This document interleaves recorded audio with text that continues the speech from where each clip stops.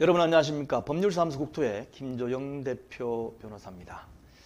지금 대선과 관련하여 여야 후보를 막론하고 재건축 재개발 세입자에게 신축 후 일반 분양 우선권을 주겠다라고 해가지고 공약을 내걸었고 또 관련 법령 개정 작업까지 지금 한다고 언론에 보도가 되고 있습니다. 그런데 제목에서 보시는 것처럼 재건축 재개발 세입자에게 일반 분양 우선권을 주면 세입자가 망할 수도 있습니다.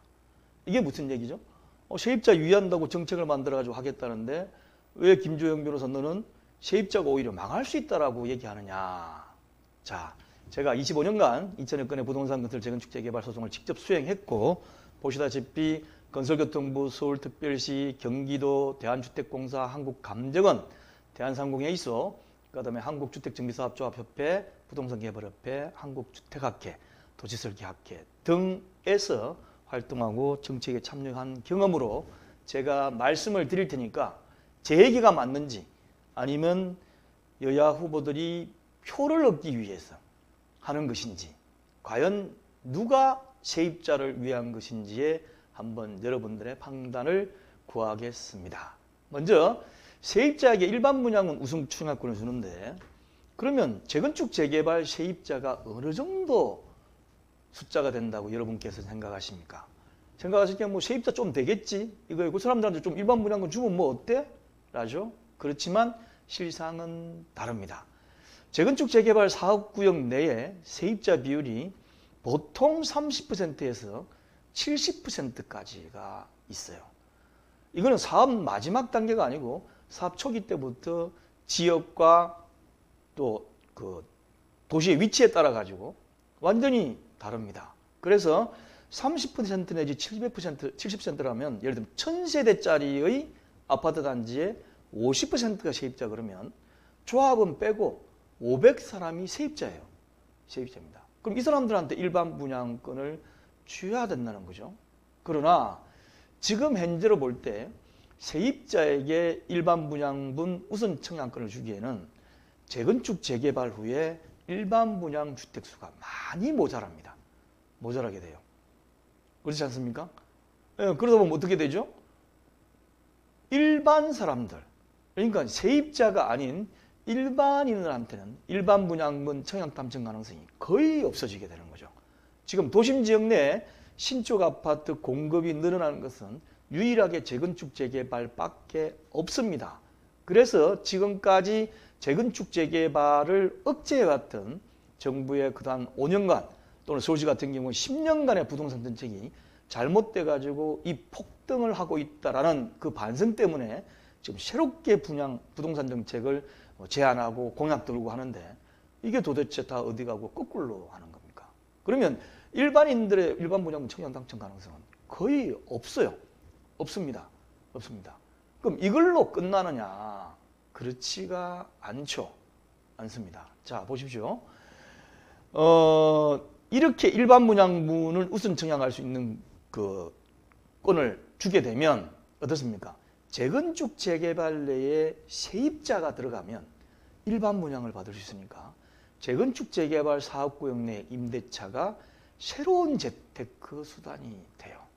그러니까 너도 나도 다른 데 임대차 세입자로 들어가려는 거 아니고 재건축 재개발 단지 아주 썩어가지고 30년 돼가지고 비도 새고 녹물도 나고 좁고 중공아파트 같은 경우는 더 작지 않습니까? 뭐 10평, 11평 그런 데 들어가가지고 살려고 너도 나도 들어오기 때문에 임대차 가격을 폭등시킬 수가 있어요. 왜냐? 거기 들어가가지고 적은 돈 주고 살면 된다라는 것 때문에 들어가려고 하는데 그게 적은 돈이 그대로 있습니까? 안 되죠. 그럼 어떻게 되죠? 임대차 계약은 결국은 폭등하기 때문에 결국에는 이런 비정상적인 현상이 초래될 수밖에 없습니다. 뻔해요. 세입자가 되려는 사람은 많고 세대수는 한정돼 있고 그러면 수요 공급의 원칙에 따라 가격 올라갑니다. 아니다. 주택임대차보호법에 따라 가지고 어느 정도밖에 못 오르기 때문에 안 된다라고 하는데 어떻게 되죠? 뭡니까? 재건축 재개발이 2, 3년, 5년에 바로 됩니까? 입주해가 일반 분양 때까지는 처음 시작하면 뭐 5년, 10년까지 어떤 경우 15년까지도 가요. 그럼 분명히 임대차 계약을 갱신할 수 있는 5년을 초과합니다. 그러면 어떻게 되죠? 결국에는 폭등해요. 폭등해요. 재건축 재개발 아파트를 사는 것만 해도 투기다 해가지고 억제를 해놔가지고 조합설립 인가 이후에는 매매도 안 되게끔 만들어 놔놓고, 그럼 재건축 재개발 세입자 들어오는 것은 막을 겁니까? 재건축 재개발 조합설립 인가 이후에는 세입자도 못 들어온다? 이렇게 하실 거예요? 이건 뭐 거의 아주 사회주의 쪽으로 가는 얘기죠. 예. 그러다 보니까 그대로 놔두면 어떻게 됩니까? 임대차 가격이 폭등하고, 그나마 낡은 주택이지만 참고 싼 가격이기 때문에 살던 세입자들이 전부 쫓겨납니다. 왜냐하면 돈을 올려줄 수가 없지 않습니까? 세입자 입장에서는. 자, 그러면 이게 과연 누구를 위한 정책이냐? 누구를 위한 정책이냐? 결국은 그나마 도심지에 낮지만 계속 살고 있었던 세입자가 전부 쫓겨나게 되면 어떻게 되죠? 외곽으로 가요. 도심지 바깥으로 갈 수밖에, 더 먼 곳으로 갈 수밖에 없고, 이렇게 될 수밖에 없습니다. 과연 누구를 위한 것이냐? 부메랑을 던지니까 돌아와가 나한테 꽂힙니다. 제발 좀 이렇게 하지 마십시오. 그리고 세입자 아는 사람은 일반 분양금 못 받는, 이건 역차별이죠. 역차별입니다. 그래서 이거는 전혀 맞지 않습니다. 그것도 다른 데 살든 다른 재건축 재개발 단지 아는 데 사는 세입자들은 분양도 못 받아요. 못해. 그러면 재건축 재개발 빼고 나머지 분양, 일반 분양문이 나오냐? 안 나옵니다. 안 나와요. 그래서 너도 나도 용적률 500%까지 올려주겠다, 뭐 이런 식으로 공약을 하면서 이런 내용에 대해서는 전혀 모른다는 게 이해가 되지가 않습니다.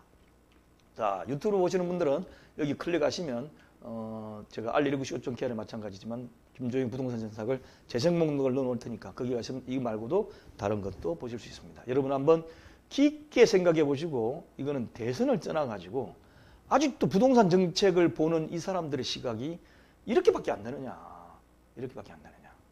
참 저는 안타까울 뿐입니다. 감사합니다.